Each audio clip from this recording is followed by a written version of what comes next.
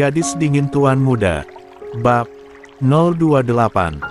Ai, kamu tidak bercandakan? Tanya Kinan belum bisa percaya dengan apa yang dikatakan Algaskar. Itu yang aku dengar dari semua yang Rahmi katakan dengan Pak Bambang, jelas. Algaskar melihat sang mama belum percaya. Ya Tuhan Pak, kita menemukan anaknya Amira, tangisan haru Nyonya Gutama dalam pelukan sang suami. Iya mah, kita akan ketemu sama anaknya Amira, sang suami berusaha menenangkannya. Iya Pak, Mama mau ketemu Amira sekarang. Nyonya Gutama langsung berdiri. Tapi dihalangi anak dan suaminya. Mah sabar, Al baru aja antar Rahmi ke rumahnya, biarin dia istirahat sebentar. Lagian udah malam pasti juga Rahmi sudah tidur, bujuk Algaskar melihat sang mama tidak sabaran. Lama mereka hening dengan pikiran masing-masing sampai tiba-tiba Nyonya Gutama kembali bersuara. Al, kenapa Rahmi ingin menuntut Felix? Apa Rahmi ada masalah dengan Felix? Tanya Nyonya Gutama baru sadar Rahmi mengalami masalah dengan Felix. Penyebab kematian ibunya Rahmi yaitu Tante Amira adalah mamanya Felix, jawab Algaskar. Mamanya Felix? Iya mah. Siapa mamanya Felix? Tanya Tuan Gutama. Seharusnya jika dari masa lalu dia bisa tahu sedikit. Dr. Sally, jawab Algaskar. Dr. Sally, ucap Tuan dan Nyonya Gutama bersamaan dengan kaget. Dia yang nanganin persalinan Amira. Iya mah, ujar Algaskar. Bukannya dia bilang terjadi pendarahan menyebabkan Amira tidak selamat? Bingung Nyonya Gutama. Iya, tapi sebenarnya nggak gitu mah.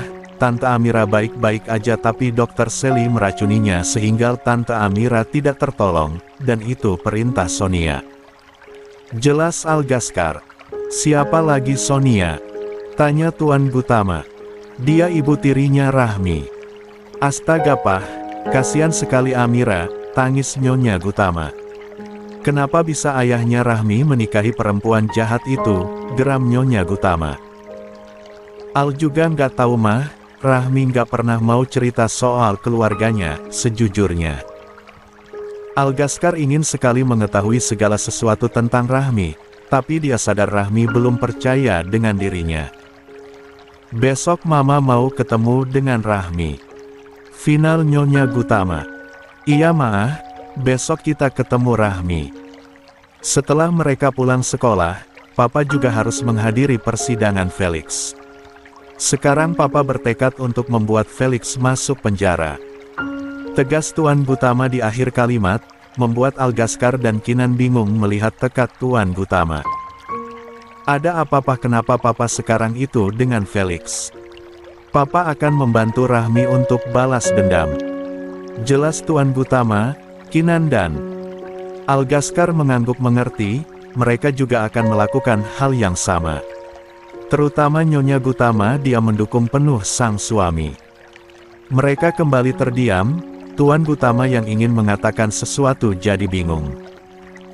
Apakah dia akan mengatakan yang sebenarnya kepada sang istri dan anaknya atau tidak? Tapi bagaimanapun seharusnya tidak ada yang perlu dia tutupi.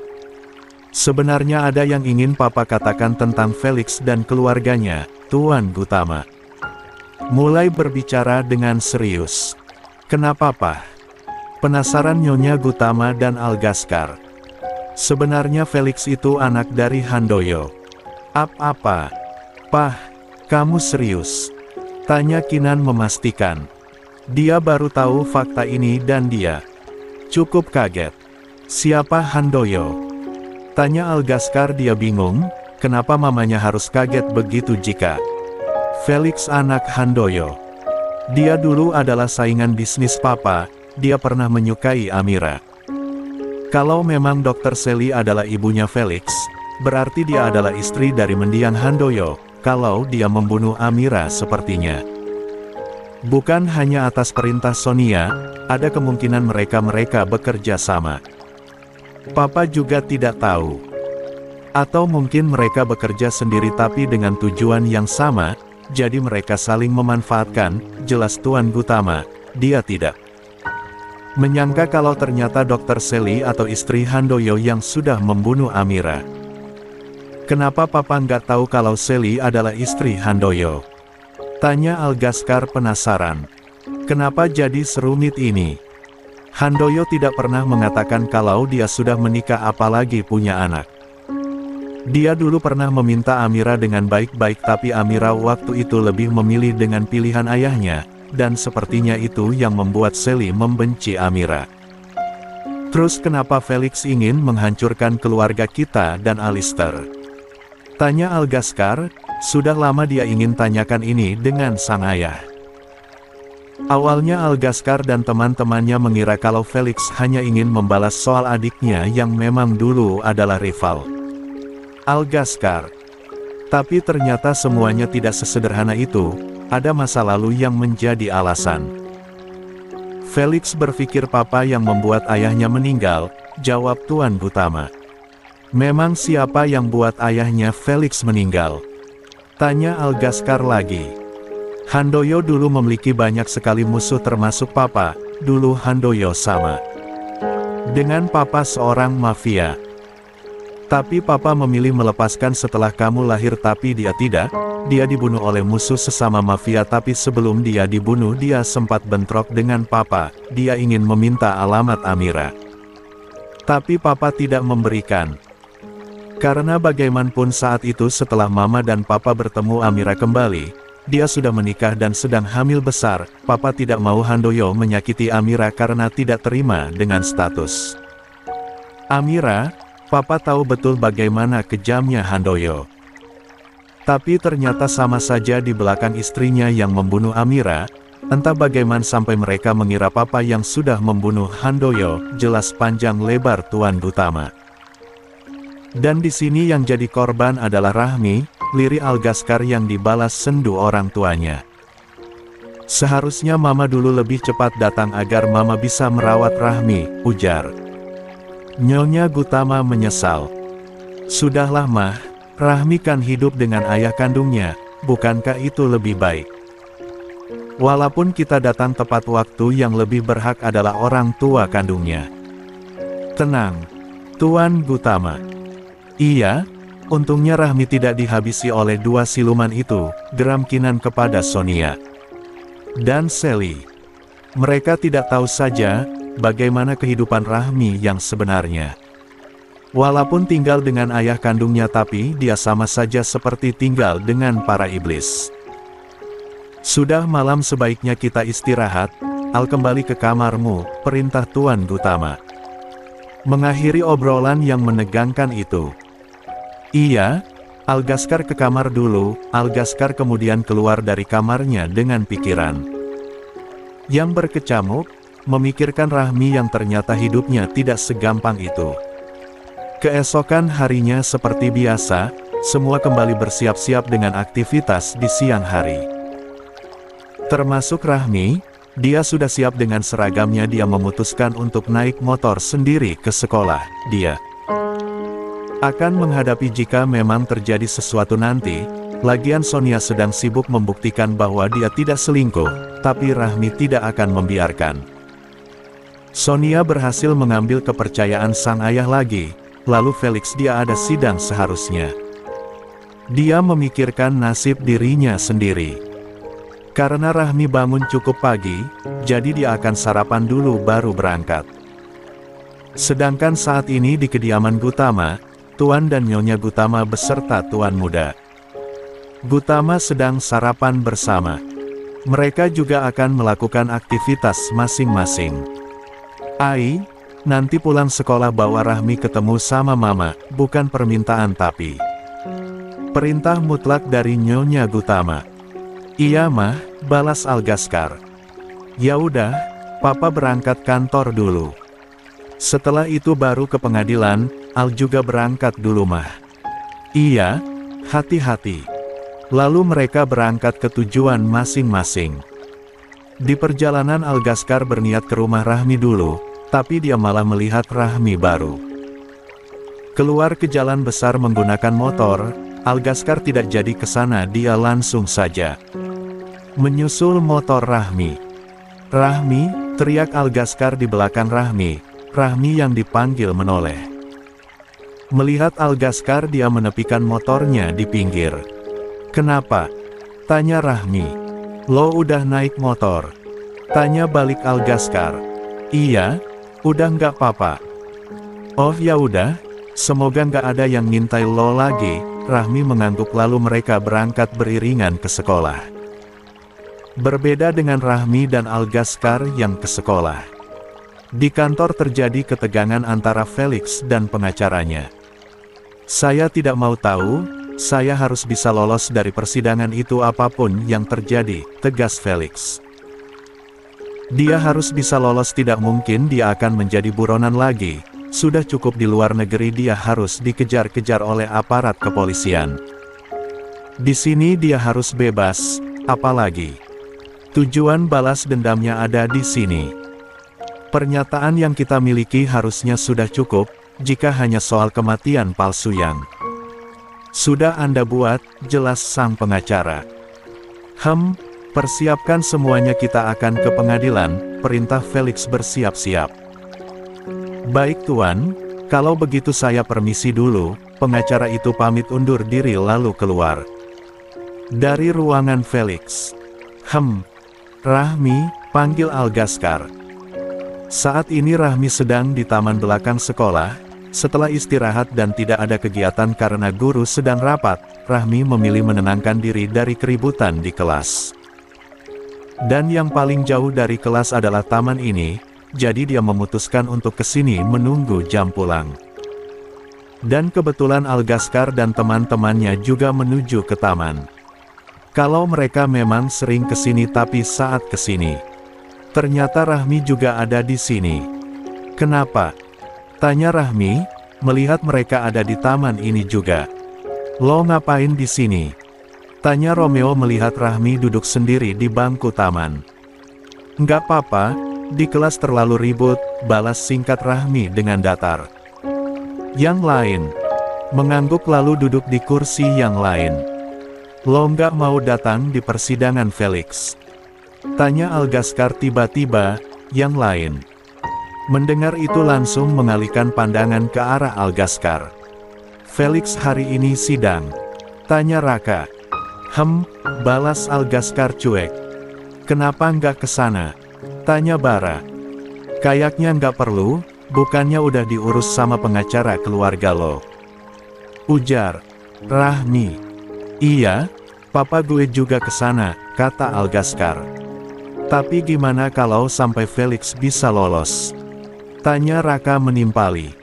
"Dia kan orangnya licik," lanjut Raka. "Iya juga sih, Felix itu licik, bahkan kematian adiknya aja dia bisa sembunyiin sampai setahun," timpal Karel. Terus, ucapan Rahmi terpotong oleh dering telepon Algaskar. "Papa," ucap Algaskar melihat siapa yang menghubunginya. "Angkat deh Al, siapa tahu penting," ujar Romeo. "Itu juga mau diangkat bego," cetus Raka. "Apa salahnya sih, gue cuma ngomong gitu," balas Romeo ketus. "Diem," dingin Algaskar membuat mereka langsung diam. "Ya halo Pak," jawab Algaskar. Lalu Algaskar mematikan sambungan dan melihat teman-temannya. "Kenapa?" tanya Bara mendahului mereka semua. Mereka semua menunggu jawaban Algaskar. Melihat ekspresi Algaskar, hal itu bukan hal sepele. Felix berusaha membantah semua tuduhannya. Sepertinya dia sudah mempersiapkan jawabannya. Semua pernyataan yang dia berikan masuk akal, jelas Algaskar. "Kok bisa? Bukannya jelas-jelas Viko tidak mati?" heran semuanya. "Benarkan Felix itu licik?" "Itu dia, tapi waktu itu papa yang membawa Viko ke kantor polisi. Dia membuat asumsi lagi kalau kita yang sudah menculik dan Viko selama ini, dan baru menunjukkan setelah kita dilapkan," jelas Algaskar lagi. "Dasar si Felix itu, dia benar rubah licik," geram semuanya mendengar apa yang terjadi di Pengadilan. Kita ke sana, celetuk Rahmi tiba-tiba, semua langsung menoleh ke arahnya. Kenapa? Tanyanya melihat semuanya menatap dirinya. Kemana? Ujar Romeo. Ke pengadilan, bukan Rahmi tapi Algaskar yang menjawab. Semuanya mengangguk setuju. Belum waktunya pulang, kita lewat mana? Ujar Rahmi baru sadar kalau mereka masih di sekolah. Gampang biar gue yang urus, ucap Karel. Yang lain mengangguk lalu berlalu untuk bersiap-siap. Setelah semuanya siap mereka ke parkiran, mereka sudah siap dengan kendaraan masing-masing, tinggal menunggu instruksi dari Karel. Tak lama terlihat Karel berlari ke arah mereka. Aman. Ayo kita jalan, lalu dia juga naik ke atas motornya dan melaju mengikuti yang lain.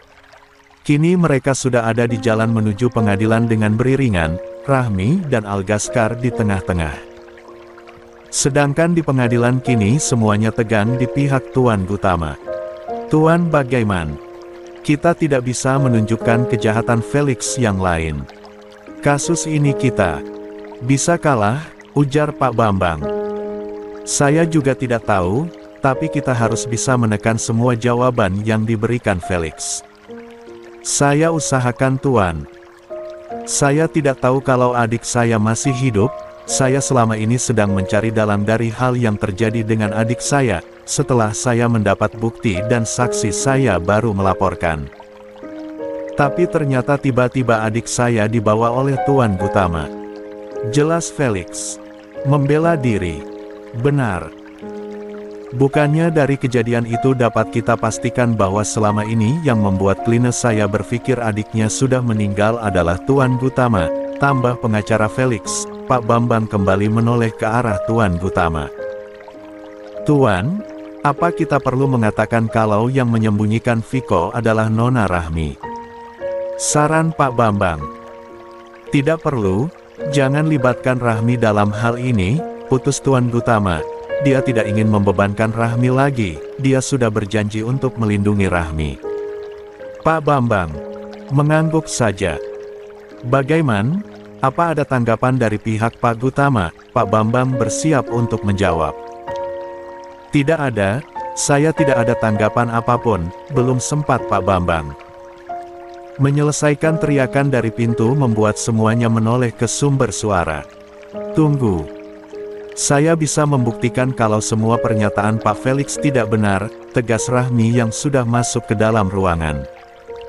Anda siapa? Tanya hakim. Saya Rahmi, saya membawa beberapa bukti bahwa Pak Felix memang sengaja memalsukan kematian Viko, jelas Rahmi lagi, lalu maju diikuti Algaskar dan yang lain. Tidak bisa seperti itu, bukannya Tuan Gutama sudah mengaku salah, bantah pengacara. Felix. Hakim belum memutuskan, itu artinya Tuan Gutama belum dinyatakan bersalah, balas Pak Bambang selaku pengacara Tuan Gutama. Siapa yang mengizinkan kalian berbicara, tegas hakim. Silahkan apa yang ingin Anda sampaikan, ujarnya pada Rahmi. Rahmi mengangguk lalu memberikan kode pada Raka dan Raka balas mengangguk, lalu menghidupkan laptopnya dan memperlihatkan pada yang lain.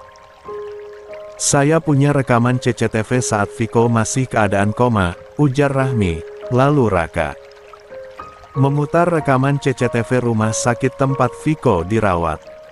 Rekaman CCTV ini saat Viko masih keadaan koma, lanjut Rahmi. Dan Pak Felix yang merawatnya, kemudian Raka menunjukkan kembali rekaman CCTV saat Felix datang menjenguk Viko. Oh iya, data diri Viko di rumah sakit ini juga diwalikan oleh Pak Felix, lalu Karel maju membawa berkas Viko di rumah sakit dan riwayat penyakitnya. Dan memberikan kepada hakim. Felix yang melihat dan mendengar semua itu mukanya sudah merah padam. Tangannya mengepal kuat. Brengsek, sial. Bagaimana ini bisa terjadi? Kenapa para bocah ingusan itu datang dan membawa bukti-bukti sialan itu? Dan siapa yang berani memasang CCTV di rumah sakit itu? Kenapa saya bisa kecolongan? Geram Felix sudah kepanasan, tubuhnya sudah berkeringat dingin. Dari semua bukti yang mereka tunjukkan, Felix jelas tidak akan bisa melawan.